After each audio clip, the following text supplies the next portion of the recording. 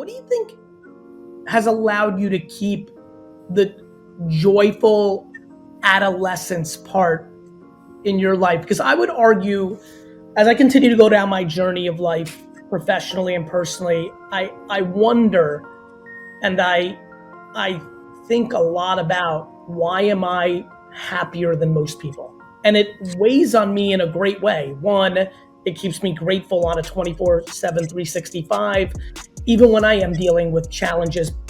Last week was a challenging week for me personally and professionally, and yet I'm just still like genuinely happy. And so I think about it a lot because I'm also a person who has a large audience now, and I'm a good communicator. And much like I have spent the last 15 years enabling people to find angles in business and marketing mentally, but I do find my ability to hold on to my youth, me being childish, yes, as a good thing, as a strength.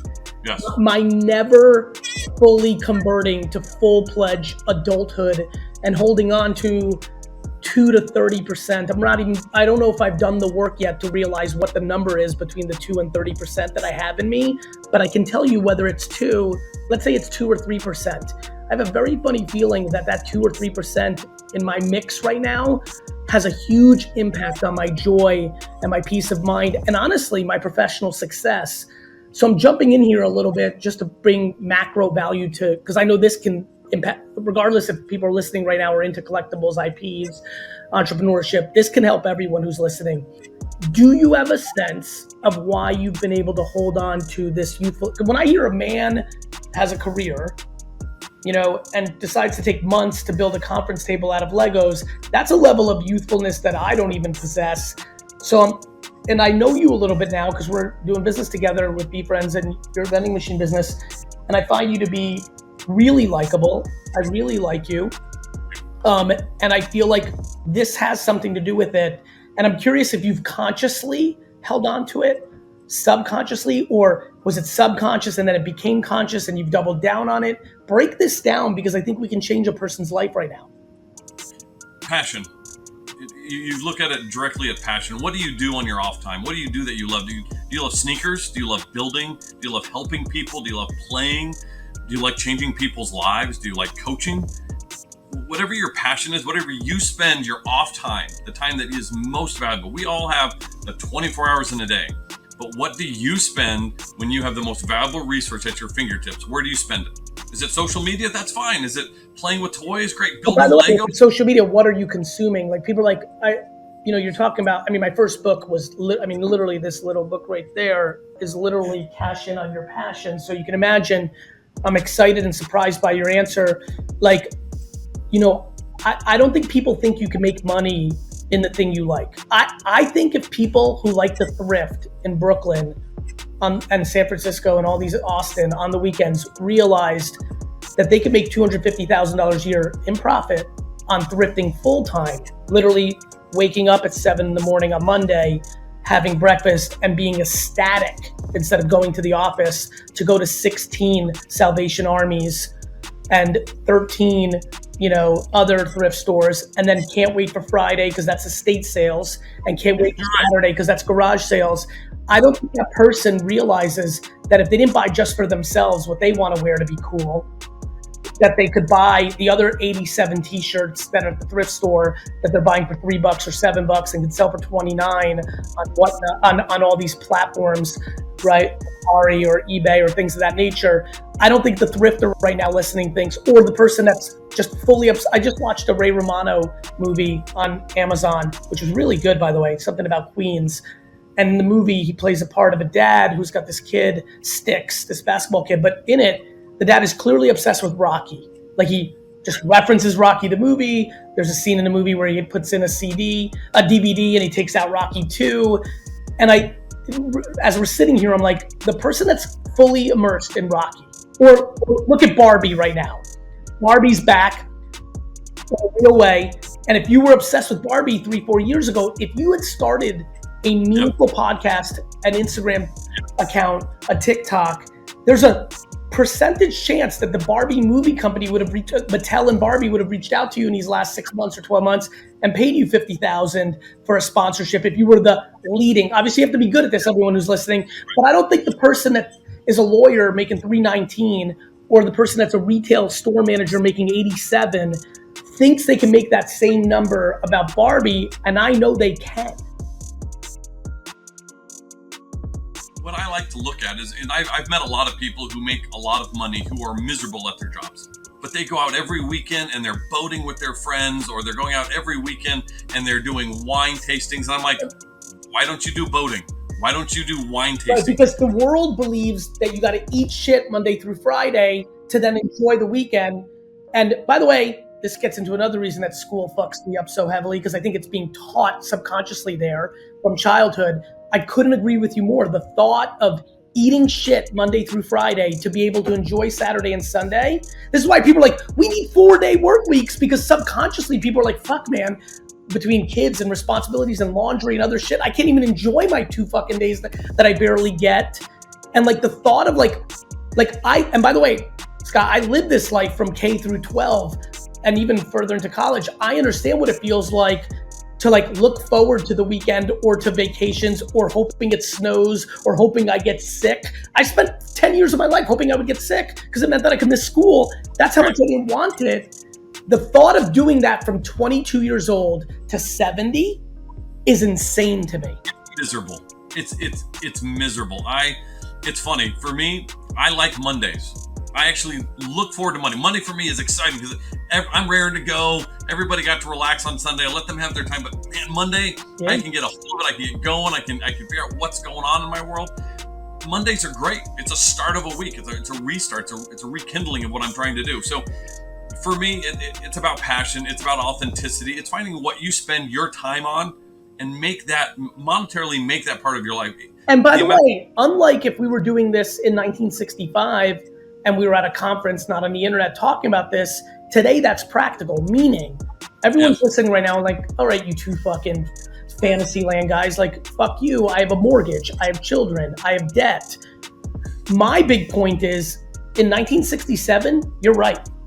Like, what do? You get home at 7, but in 2023, you get home at 7, and you can either go to the bar, join a softball team, watch Netflix, decompress and try to enjoy some part of your day because you just went 6, 7, 8, 10, 12 hours.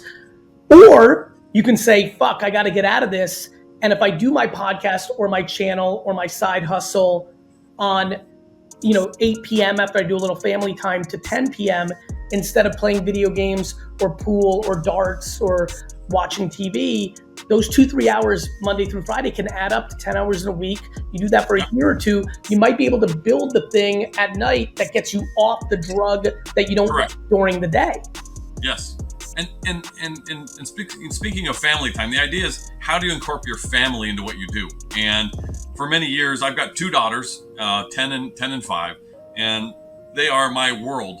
And I love to try to incorporate different things into what I do with what you're fortunate. You sell mini toys and it's cool to them. As you can imagine, if somebody's listening and they do concrete production, I'm not sure that 7-year-old Johnny's going to love that. But to your point, if more people went into their passion in business, it is more likely that going thrifting or supporting the podcast on the Muppets. Like literally, I know today if someone is the most educated and most passionate listening right now with the Muppets, I'm talking Kermit the fucking Frog, that if they become a content producer at scale and do it 2 hours every night, that a year from now, they could be flabbergasted on the opportunities that come to them. And by the way, everybody who's listening, why do I know this? This isn't hypothesis for me. I've been talking about this for 15 years. I have the unlimited inbox email receipts from people, unlimited, hundreds and hundreds, and now thousands and thousands of people who are just like who's listening right now saying, this isn't real. Some people are, Scott, do you know some people are listening right now in their car or walking their dog or exercising and are even frustrated by us saying, do you realize what's going on in the world? There's a recession, there's a this, but this conversation needs to be had because it's true. how do you kind of keep the intensity and the focus up, specifically in the moments of like setbacks and hardships? By not having success, especially financial or notoriety, validate anything in my life. Oh, you like that one? Wow. No, this is the biggest thing that people don't know about me. Like I always get scared when people are like, you're known for the grind and the hustle, because I know that there's a parallel to like burnout, and like I'm not even close to any of those things because I have incredible enjoyment in what I do, and I don't do it for the notoriety or the money. And more importantly, and you've gotten to know me through these years, it's just not my validation. I am much more associated to being nice and people knowing that to be true than I am to how many followers I have or how much money I have. That is like, honestly, if there is one takeaway from this entire video today, I hope people listening at home can understand that their validation, it does not need to be through their financial successes and work commitments. The reason, like, you know, like the people in my Work achievements. Rather. Yeah, the people that are super closest to me, my family, and like the closest friends that go into family zones, they all know the truth, which is like, I'm crazy chill. I'm hyper when I communicate. Like I have high energy. Like Because you're also passionate. Yeah, I'm happy. Right. I'm happy because of my simplicity, which seems really crazy. I get it, because I am an entrepreneur and because I do have a lot of things going on. But the thing that I think works for me, and I see it in others, but to your point, the majority of my contemporaries are very different than I am. They are, unfortunately, in my opinion, because I worry about them, too wrapped up in achievement, money, status. I mean, the thing that, you know, this has been lately on my mind, maybe because I was in Miami for F1 and I watched it play out again. People are heartbroken when they don't get invited to the good party. Yeah. They're like crushed when they have to wait in line and they don't have like people wearing all the bracelets. Like, and I'm like, man, high school plays forever. Yeah. I'm like, these people are some of the most successful, attractive, financially successful, status. You know, I know a lot of these people like have good families, have like great children, like, and they are like blowing a gasket. Or just, I can see the upsetness in their face because they weren't invited to Carbone Beach. Right. I mean, like, I love Jeff, but like it's gonna be okay. Yeah. Like, and social media has amplified that, but it hasn't changed that. I hate when people are like, we gotta blame social. Do we? Because my daddy's liquor store was not far from a town called Short Hills, New Jersey. And I watched all those people in Short Hills, New Jersey. When somebody got a new Mercedes, they needed to get a new Mercedes. Right. When somebody came into I watched people my whole life come in, buy a case of Opus One, and watch the next customer waiting and hear it because they know that person, and buy 2 cases of Opus One. Right. Like, it's been a flex show for life. Right. I'm really glad we're touching on this, and I do think, especially knowing how epic your audience is, I think this is gonna help some people. Like how am I handling it all? Yeah. Because if it all went away tomorrow, I'd be just fine. I don't need to take another selfie. I don't need to make another dollar. I was super, back to like, I got fortunate. And I'll say this as well for everyone who's listening. The greatest thing that ever happened in my life was I grew up with very little. I was born in the Soviet Union. I came here when I was little, but I was happy. And I was happy every day because I have an iconic all-time great mom. And you don't need those things to be happy. And so I was born and lived in a way where I knew that that wasn't a direct correlation. Right. A lot of people, my children included, will never know, is it the money or is it not? Right. And so you get caught up in this thing of like, oh, okay, like anytime I say like money doesn't buy happiness, the comments are littered with easy for you to say, and I'm like, you don't know me like that. Right. You don't know me. Like, easy for me to say because I've actually lived it, not because I have money now that, oh, by the way, I earned. And so I think for a lot of people, they don't know. And I think, you know, one of the great things of living a life where you go coast to coast in your journey is you know. Right. You know that there, like I have unlimited people that have hundreds of millions of dollars to their name and are deeply unhappy. Yeah. You know this. Yeah. We're very fortunate, we run in circles. We've been in places around the world and you see it and it's really sad, and I think it has everything to do, and I really appreciate both of you reacting the way you did. It's the one. You know, it's the one thing I need to make sure I communicate before I die. that if you are not and by the way, it's the same way I think about beauty. One of the biggest things I worry about is what parents affirm to children on their way up.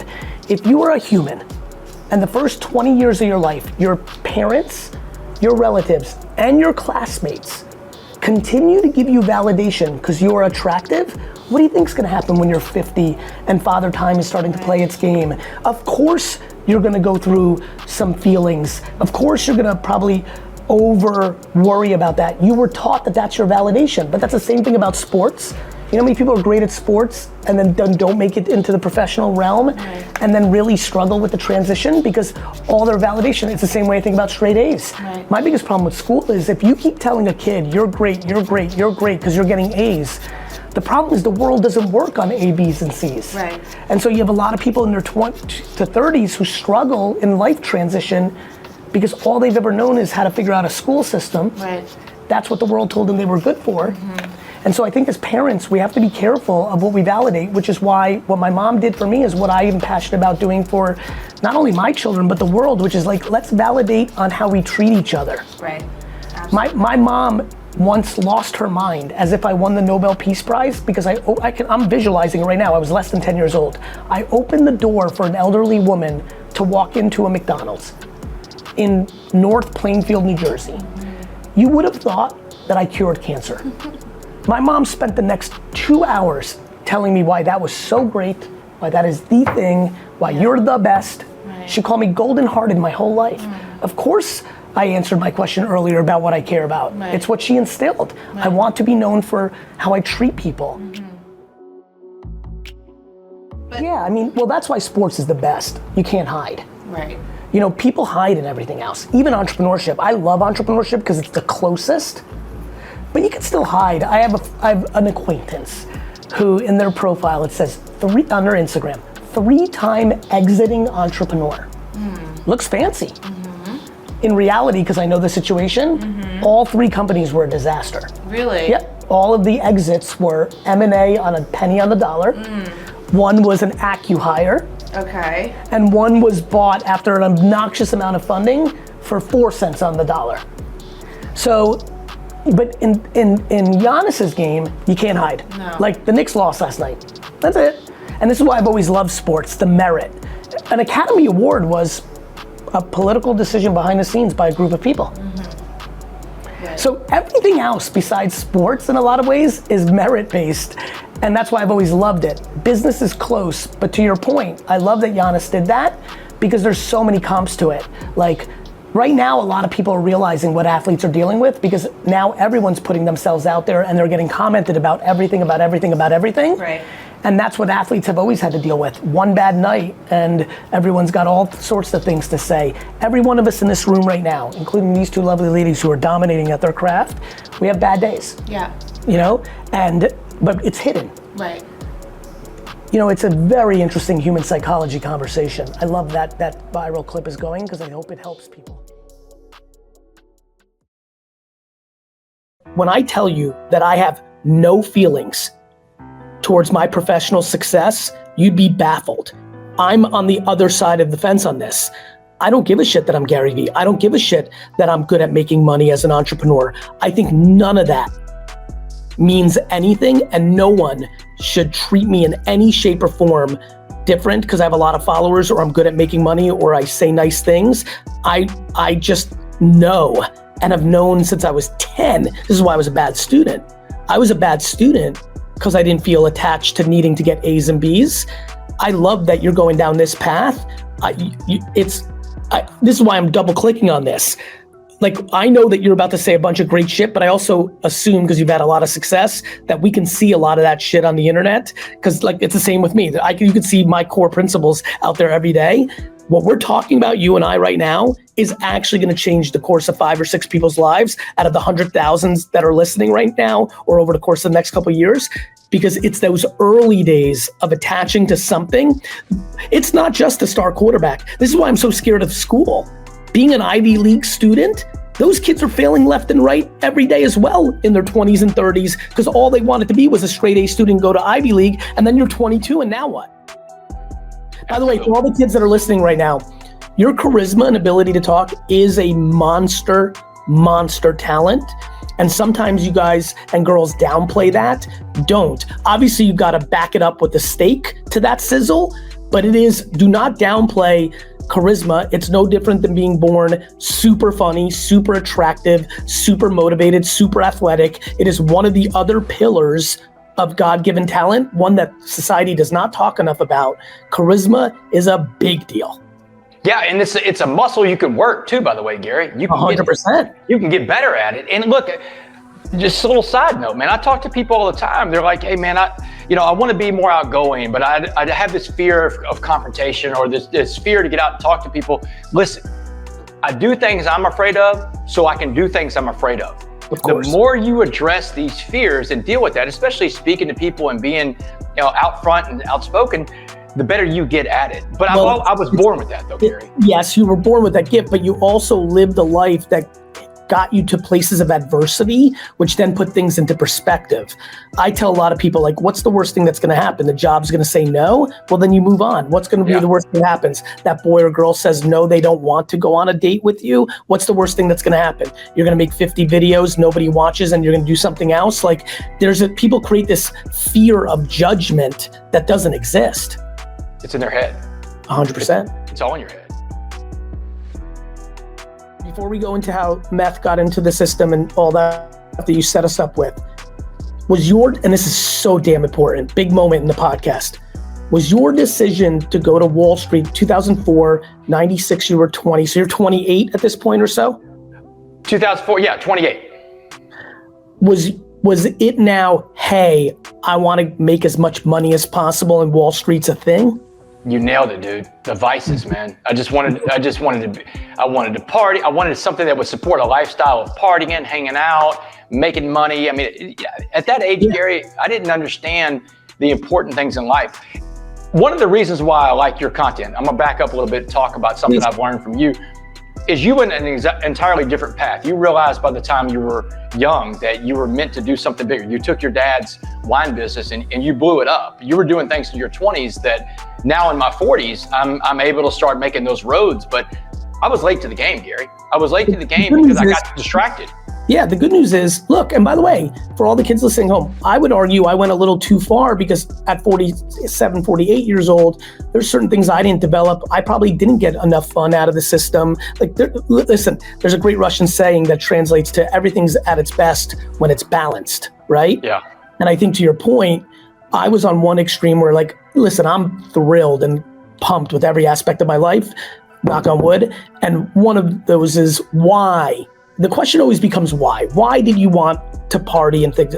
I always think, like, first of all, I think that's incredibly normal. I think anybody of the age of 15 to 30 has some percentage of them, some is 10%, some is 100% that wants to hook up, that wants to party, that wants to be popular. Like that's normal human behavior.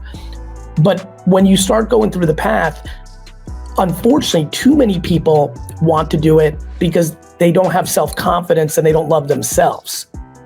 And they need that drug of others liking them and all those vices. And then for me, I think I went a little bit too far. Like I'm proud to say this, and I think people that go to VCon or really know me, like I think I love my parents like probably a little bit too much, right? And so for me, I was obsessed with, I had a sense that I had a talent as well. And I was gonna milk that in my 20s to do big for my parents, because I always was very grateful that they raised me well and took me out of the Soviet Union to America. And I've been always grateful. And so that's kind of how my story played out. But I think the balance of the two, as people are listening, I don't want them to overcorrect into my direction, because I think, it would have been okay in my 20s to go on a vacation for a week. Like that would have been okay. Everything would have been still fine. And I think to your point, like, you can have fun, but you can grow up. The best part is 40s is still young. I'm pumped that you have your whole life in front of you. All of a sudden, when you're 80, that window of 15 to 28 or to 35 or whatever window you're about to explain us, that's going to be a small blimp. Right now, it's still a big percentage of your life. This is what I want. I want people to get excited in their 30s, 40s, 50s, and 60s to realize when you're 90, 15 years was a small blip. You're on that path now. Absolutely, and it's never too late. It's never too late to turn around. I was listening to one of your podcasts the other day, and you were talking to the other guy you were talking to about, the stuff you're even doing now. You're looking forward to the stuff you're doing 40 years from now. Bro, I'm in such a weird place. I know we're bouncing around here, but like, this is gonna get you pumped, and I think this will bring value. This is why I'm jumping in. I kind of weirdly make pretend I've done nothing. Like, that's how I talk to myself. Dude, I love it, man. I do the same thing. It's called the rookie mindset. I got a rookie mindset. Like, I'm kind of like, okay, cool, but like, not really. Like, fuck it, it's all gone. Today's day one, and like, let's go fucking crush. If the decision you make doesn't turn out to be the right decision, I move on. How do you move on? Like, how you not dwell on that? By not over-judging myself. Okay. All right. Well, that's good. Thank you. I mean, and let's play it out. Like, what are you gonna beat up yourself the rest of the year? Yeah. Like, No. to me, life is about alternatives. I make decisions super fast. I make decisions because the speed of the decision is more valuable than the debate. Because if I'm right, I'm right. And if I'm wrong, who gives a fuck? I'm sitting up here as a byproduct of getting Facebook, Twitter, YouTube, Instagram, Snapchat, LinkedIn right. I spent a lot of time on Peach, on Social Cam, on Vero, on Vidler. Those didn't work out. When you make decisions and you don't dwell, the net outpaces. Everybody here is trying to, in the world, what you're asking is you're trying to be 3 for 3, right? You want to be 3-0. 3 right decisions, no wrong decisions. I'm trying to be 118 to 92. Got it? No. Let me explain. Everybody's looking for perfection because perfection is a disguise of insecurity. I'm just doing because I'm not worried about the ramifications. Okay. As long as you're not dead or out of business, no mistake is a big deal. Where this goes is people being worried about judgment. See, I like it best when things look bad. I'm a wartime general in a world of peacetime generals. That's an entrepreneur. That's why I'm scared people are getting into this when they're not. You starting a business with that being a top concern is a humongous vulnerability. Doesn't mean you can't get over it. I'm just trying to make sure during this era of everybody being a fucking entrepreneur, that entrepreneurs need to really communicate what it's about so that other people don't just go into it because it looks good, because it's really hard to be a zebra when you're a fucking penguin. Well, it's not how creators in small business think. All the jargon that we talk about here all week is more corporate talk. Creators in small business want results, purely. So brand essence, a human being by nature is brand essence. They're a human. Like, they don't sit in a room and analyze their brand positioning. They're a human being. They make stuff that they want to make or they think they want to make or might do something. So, creators don't go to marketing school that way. They don't read How Brands Grow that was written in 1991 and map out their journey. They just do the right shit.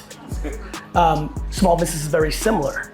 Small businesses, which I spend a lot of time in, we have a whole agency called the Sasha Group that only works with small businesses. They don't care about what we care about here. They don't want an award. They don't want a brand journey. They want their business to grow. There's a whole world, believe it or not, everyone out there, that cares for marketing to do the thing it's supposed to do, which is drive the business. And so they don't even talk in that way, my man. Yeah, I get that. I think that one of the things that's interesting, just when we think about influencers or creators, you're right, they're all human beings, but people are in the outcomes business. The idea when we talk about democratizing storytelling is about making sure that you're actually shortening that distance between ideation and execution. But real quick, of course they're in the outcomes business, which is why they don't have meetings to figure out their brand positioning. Test and learn.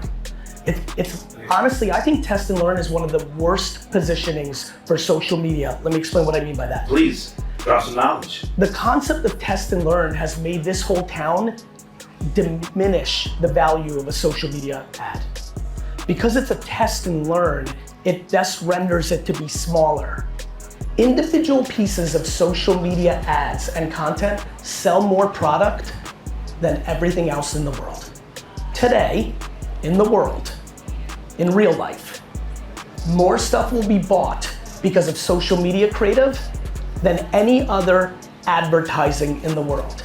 Yet, this town and this industry will continue to completely diminish and misunderstand that that's the real advertising in lieu of getting excited about a 30-second video that nobody on earth actually consumes. Thank you. That's a mic drop moment. Get in the middle of what we just said. I apologize. I just need 2 more seconds and then Sue, you can take it all. Today, in real life, in the world, more people will buy more stuff because of creative on social, and it won't even be close. Yet, when we think about social, we think in terms, to your point, and it's in the subconscious now, test and learn. It's all these things that are not as good as the bull crap in the building. It's 10 times better than the bull crap in the building to the real world. Over the last decade, companies like this and the other companies they compete with have bought up the beach because they're living in real life while the industry lives in fake life. Of course, there's word of mouth. Word of mouth has sold stuff long before the internet came along. And what social media does is it's created plumbing for word of mouth at scale. So yes, people will naturally discover something because a human being is making a post and they might be selling something else, but the person watching it's like, I like that scarf, and they buy the scarf. That's how the world works. I may see a human being wearing something today that makes me, that's just how it works. I would also argue that when you're sold to in social, because we test all media platforms as well, and to Sue's point, all media platforms should always be looked at. We look at everything. We look at outdoor and radio and television and print and social, and we look at it all. I also think that when you happen to be a small business or a creator, you only spend money on things that is black and white ROI positive for your business. But in corporate, we have reports, and we have internal MMMs and MAs, and we have the way that you have to spend to make it work, which I'm empathetic to. That's just the reality of it. And I think in that juxtaposition is the opportunity, because what I can definitely tell you is ungodly amounts of things work when you're sold to on social. You know, sold to is a funny thing. As a matter of fact, in social, you'll have a lot of things look way more like you're being sold to. You have much more QVC and home shopping network DNA in social, and it's quite effective. My argument is the formats of traditional media and the classic brand positioning is making a lot of our brands do vanilla on traditional platforms. A vanilla sentence and a vanilla 30-second video that nobody gives a crap about. I actually think bigger brands on television and other platforms should do more selling, because the vanilla cuteness is not effective. And of course, if you're on trade or doing other things while you're doing television, it's there. And of course, if you spend people like Gary, you're wrong. I'm getting sales from TV. I'm like, you're spending $17 million. Of course you're gonna get some sales. Have you ever tried to spend $17 million on Reels? Like, that's what I'm talking about. What's the actual ROI? I love it, I appreciate you. But you understand, there's an entire world that actually does that. We know that, right? Does everybody know? I know the meta people know, because the combos they have here are very different than the combos they have with small businesses, startups, and creators. 6 years ago, the Austin office was doing different talk than the Palo Alto office because they had different people they were servicing. There are plenty of people that do that. They happen to be the people that then eventually get bought by the biggest brands in an M&A deal. We just have to get our industry to recognize these truths, which is brand is built on social.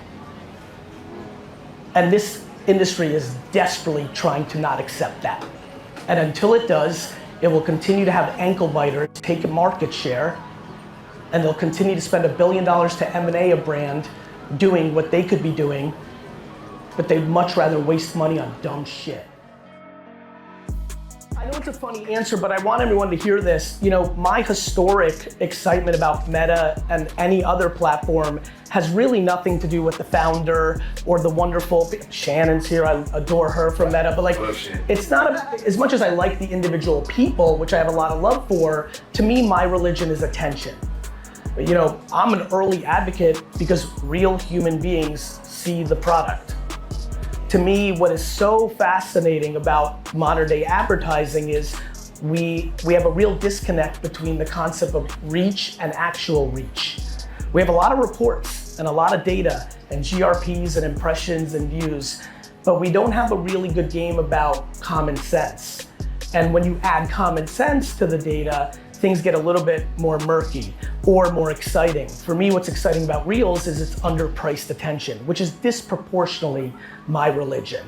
If I think that something is being consumed at a greater pace than the cost of the media for it to be seen and or getting it organically consumed, then I'm excited. Facebook Reels specifically, more than Instagram Reels, more than TikTok even now with where we are today, not 24 months ago, not 36 months ago. Facebook Reels itself is wildly underappreciated because there's an enormity of actual consumption, yet creators and advertisers have not filled that attention to the highest capacity, thus rendering the actual consumption very underpriced. And so I was an early advocate because it's a good product for now. And the reason I bring up for now is not it's doomed today or it's bad. The way the last 15 years of social have played out is very simple. There's underpriced attention. Slowly but surely people figure it out. First it's entrepreneurs and creators. 4 years later, it's this world. And then eventually it gets filled up and then there's enough supply against the demand. Oftentimes, it even flips over time and people don't realize that the attention has moved somewhere else, but even more content is being produced for it. So I'm obsessed with day trading attention, and I think Reels is an underpriced advertising avenue today.